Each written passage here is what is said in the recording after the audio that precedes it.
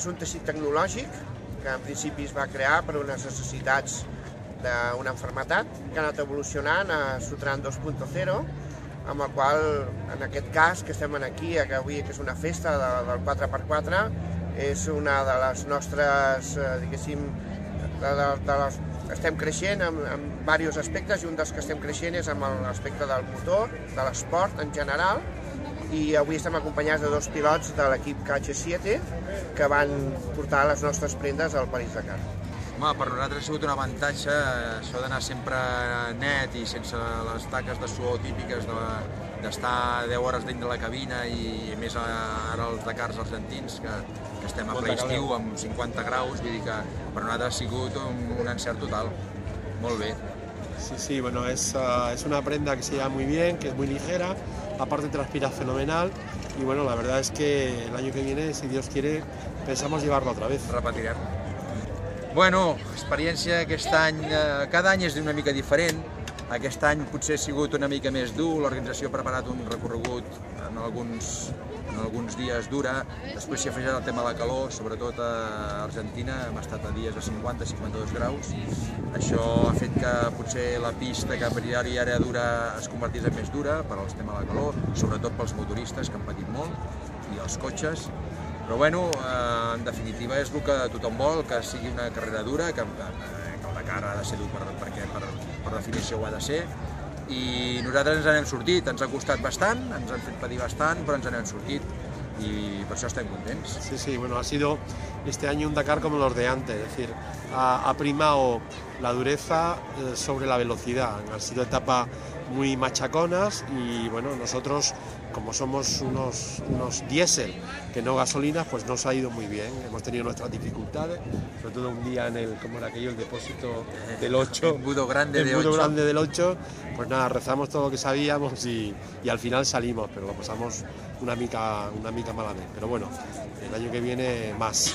Home, jo crec que és formidable veure aquest ambient de 4x4, de gent que li agrada el motor, de gent que li agrada la muntanya... I tanta gent disfrutant. I tanta gent disfrutant d'això, de l'espectacle, ves a les cares,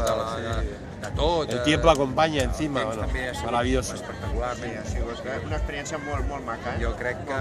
bueno, los niños ja que vayan fa viendo 4 anys que venim aquí, vam vindre ja el primer any, i jo crec que això s'ha consolidat ja com un gran event dins del món del 4x4. Sí, perquè molta gent de l'estranger, molts francesos, belgues, holandesos, austríacs, gent, i encantats, i que tornen, vull dir, parles amb ells i que tornaran l'any que ve. I els nens també, per l'organització, xapó per les comes, i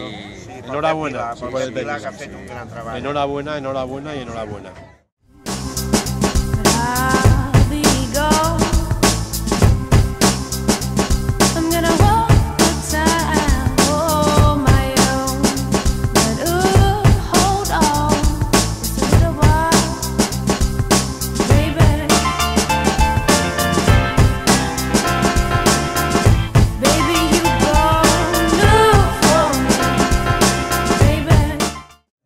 Sí, aviam, nosaltres el que pretenem és,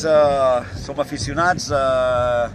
i de tota la vida hem estat relacionats en el món de l'off-road, del fora carretera, i la qüestió és que sí, ens fa molta il·lusió, és la 4ª edició, tenim la sort de que a mi el que fa especial il·lusió és que hi ha moltes famílies, amb nens, amb caralla, que ha vingut aquí a passar el dia, a veure l'espectacle dels vehicles del Dakar, això del trial extrem,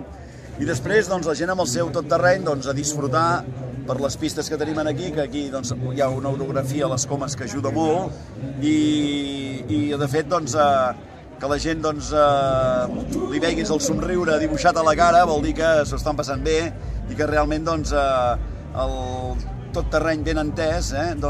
penso que ha de servir per acostar-nos a la natura, no per destruir-la, però sí per fer activitats, i com pot ser anar amb bicicleta, o pescar, o caçar, o simplement el gaudir amb la família d'un dia fora al carrer, i això penso que està molt bé.